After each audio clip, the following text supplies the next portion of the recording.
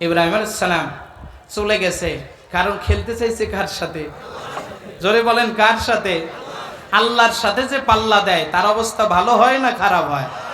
আর একটু জোরে বলেন, ভালো হয় না খারাপ হয়? কি পরিমাণ খারাপ হয় এটা টের পাইছে ইব্রাহিম আলাইহিস সালাম। এরপরে পরের দিন সকালবেলা 2 মিনিট এখনো বাকি। কয় মিনিট? 2 মিনিট এখনো বাকি, 10টা বাজে নাই। এইদিকে ওরা ঘোষণা দিয়ে দিচ্ছে আমরা বিজয় হয়ে গেছি। এক কেড়ে মাঠে ফাঁকা ফিল্ডে গোল দেওয়া পার্টি আছে না? না হ্যাঁ, এই 16 বছর গোল দিছে ফাঁকা ফিল্ডে, কথা কয় না দেখি। দিনেরটা আগেই একজন বের হয়ে বলল যে হুজুর আমি নিজেই 300 মারছি।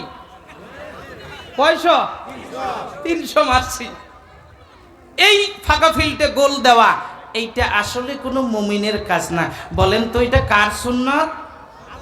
আরে নমরুদের সুন্নাত। কার সুন্নাত? তো ফাঁকা ফিল্ডে যেন আমরা আর কেউ এই ভুল না করি যে ফাঁকা ফিল্ডে আমরা সাড়ে ফেলবো। এটা নমরুদের সুন্নাত, এটা কেউ আর পালন করব না ইনশাআল্লাহ। আল্লাহ যেন তৌফিক দেন। আল্লাহর পয়গম্বর এইদিকে 2 মিনিট আছে বলল যে এখনো 2 মিনিট আছে, আগেই অস্থির হয়ে যায়ও না।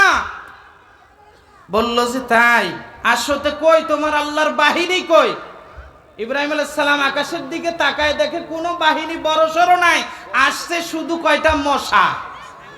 কি বাহিনী? মশা বাহিনী আসছে। আসার পরে বলেন তো বিজয় কি নমরুদের হয়েছে না আল্লাহর হয়েছে? জোরে বলেন কার হয়েছে? আল্লাহ বলেন ফিল্ডে নেমে পড়ো, তাতানাজ্জালু আলাইহিমুল মালাইকা, আমি ফেরেশতা দিয়ে ভরপুর করে তোমাদের বিজয় দিয়ে দিব। জোরে কান সুবহানাল্লাহ। নাম্বার 2, 2 নাম্বার, মৌতের বিছানায় থাকবে মুমিনরা যখন, তখন ভয় পাওয়ার কারণ নাই, চিন্তার কোনো কারণ নাই। আল্লাহ তাআলা ওই সময় দলে দলে ফেরেশতা নাজিল করে কালেমা নসিব করাইয়া আপনার জীবনটাকে, প্রাণ পাখিটাকে বের করে নিয়ে যাবে। আল্লাহ রাব্বুল আলামিন যেন তার পথে আমাদেরকে অটল অবিচল থাকার তৌফিক দান করেন। এই বলে আমি আমার কথার ইতি টানছি। আল্লাহ তাআলা আপনাদের সুস্বাস্থ্য রাখুন।